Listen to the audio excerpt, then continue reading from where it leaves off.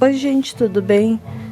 Hoje, dando a continuidade, eu vou arrumar a minha prateleira de história. Eu começo com História da Antiguidade Oriental, do Mário Curtis. É bem bom esse livro. Uma gramática de grego antigo, que eu só cheguei até, eu acho que é o terceiro ou quarto capítulo, que depois a UFPEL resolveu parar de dar o curso, então, felizmente. Da coleção de História Ilustrada da Grécia.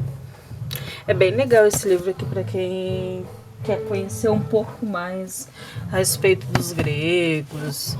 Ele tem bastante imagens assim, é bem legal. O meu História do Heródoto, daquela coleção dos clássicos da Jackson. O meu Ilíada, com a tradução do Dorico Mendes. O melhor livro que eu considero assim para história, para ensinar de uma forma meio que didática, assim, ou para quem quer aprender mesmo história, não tanto para o ensino médio, mas para o ensino fundamental, é bem legal, assim. Quando eu fiz um trabalho que é o Toda História, né, do Arruda, quando eu fiz um trabalho de revisão bibliográfica, ele foi o que teve as melhores, assim, referências e tal. Deixa um pouco mais ali pra cá que eu vou colocar uns de Arthur ali do lado. Eu tenho esse livro aqui, que também é uma historiografia sobre o reinado de Arthur, que é História e a Lenda. É bem legal, assim, o autor ele buscou fazer um apanhadão geral do que seria as lendas arturianas. Eu tenho essa coletânea aqui do Franchini, né, sobre as melhores lendas medievais, e a primeira parte dela é toda sobre lendas arturianas. É bem legal, assim. Depois eu tenho o Despertar da Europa, né, que é a Baixa Idade Média do Marco Antônio, e A Formação da Europa. Esses dois livros aqui, para quem quiser começar a estudar a história medieval e perder um pouco daquela visão que a gente tem, que na Idade Média não tem cultura, não tem nada, que é a Idade das Trevas, no caso. Esses dois aqui são uma boa pedida para te começar. Depois eu tenho esse aqui do Lemmingham, que é do Olimpo a Camelot, que ele fala basicamente sobre os mitos e porquê da formação dos mitos. Depois eu tenho os dois tomos, né, dos Tempos Históricos, que foi uma revista que eu trabalhei na faculdade. Eu tenho o volume do primeiro semestre e do segundo de 2012. É bem legal, assim, essa revista. Desculpa. Depois eu tenho um tomo da História da Ciência Ilustrada.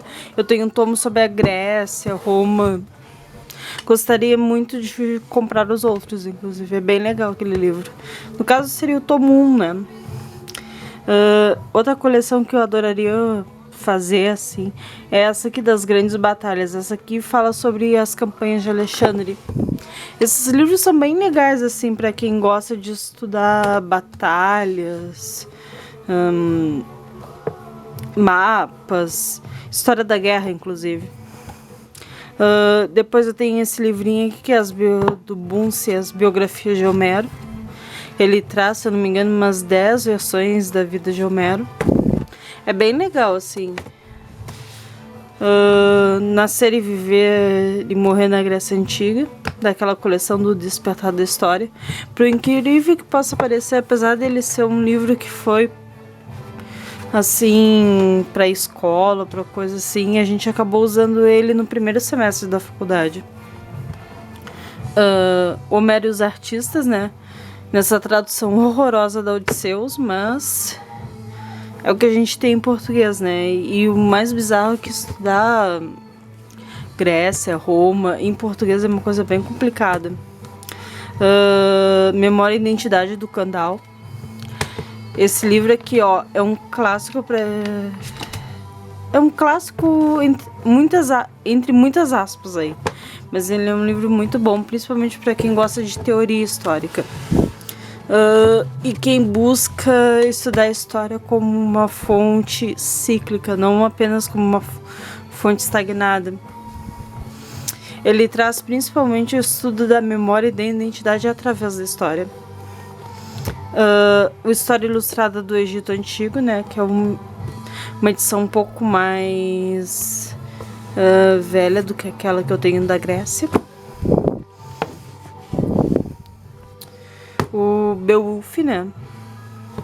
Isso aqui, gente, quem gosta de romance histórico, quem gosta de romance cavalheiresco tem que ler. E é muito bom, assim, o pessoal tem que perder um pouco o preconceito, principalmente com os nomes, porque é bem legal. Tem esse livrinho aqui que é o Cotidiano Europeu na Idade Média, sobre os povos do passado, né?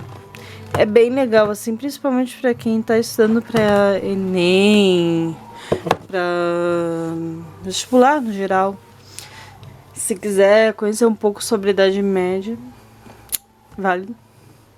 A Minha Odisseia, com a tradução também do Dorico Mendes. Essa aqui é uma versão ilustrada com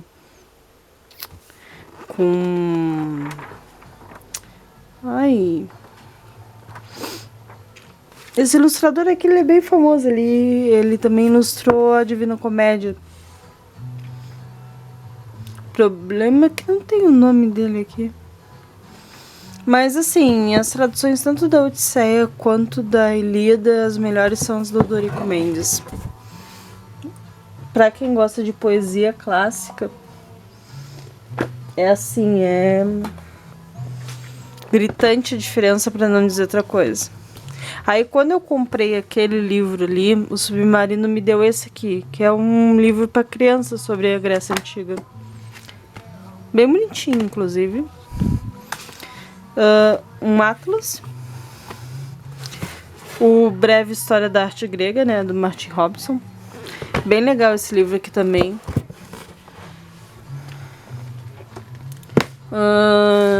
Isso aqui é os desafios e evoluções do puritanismo ibero-américo. Isso aqui foi uma jornada que a gente fez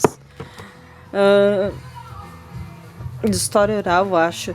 Que aí nos deram esse livrinho com todos os trabalhos publicados e apresentados. O meu tomo de conhecer atual, né, sobre a Idade Média também. Isso aqui foi uma coleção bem antiga que saiu em banca de revista. E eu só tenho um volume da Idade Média. Esse também aqui, que é dessas coleções que saem em banca de revista, que é o Grandes Civilizações Passados. E eu tenho um tomo sobre o Vikings. É muito legal mesmo aquele livro.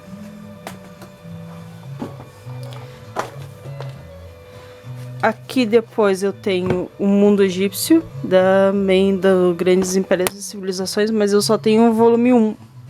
Eu nunca encontrei o volume 2 separado para vender.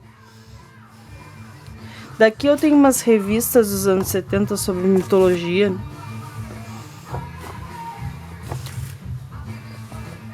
Bem legal, assim, com umas ilustrações, principalmente da época renascentista.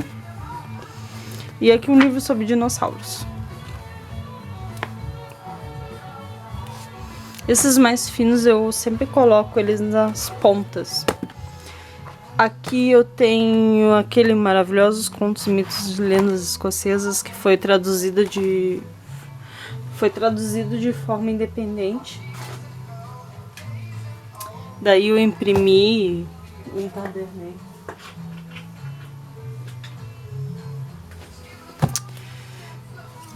Aqui eu tenho uma história antiga do Norberto, né? Básico. A Ópera dos Ladrões, que é uma verdadeira história sobre ladrões, né? E como eles eram condenados à morte durante o século XVIII. Mitologia grego-romana do Camelin. Bem legal esse livro aqui. Ele é como se fosse um dicionáriozão, sabe? Sobre mitologia. Mas ele tem Um outro aspecto diferente daquele livro de ouro da mitologia, ele já é um pouco mais acadêmico e teórico. Exildo trabalha os dias, né? Muito bom. O Veyne, né? Que é o... Será que os gregos acreditavam nos seus mitos? É tribom esse livro aqui. Eu acho que ele deveria ser mais usado na faculdade. Tipo, eles só passam por cima dele e ele é um livro, assim, fantástico. Em compensação, quando tu vai estudar Grécia, Roma, tu estuda muito esse livro aqui, né? Que é o Mito e o Pensamento entre os Gregos, do Vernon. E, sinceramente, esse aqui foi o livro que eu mais li na minha vida inteira. Ele tá cheio de notas e papéis e marca-textos e coisas do tipo. E se vocês me perguntarem se eu entendi alguma coisa, eu entendi 10% desse livro. E olha lá. Porque o cara faz tanta referência, ele não tem umas notas de rodapés boas. Ele não tem uma escrita boa, não é um livro que te dá prazer em ler. E ele ainda é complicado ao extremo, sabe? Então junta tudo que tu não quer num livro. Bom, essa aqui é a parte de trás, então. Eu vou colocar esses aqui ali, encaixar, e eu volto pra mostrar a parte da frente no outro vídeo, tá? Um beijo e até o próximo.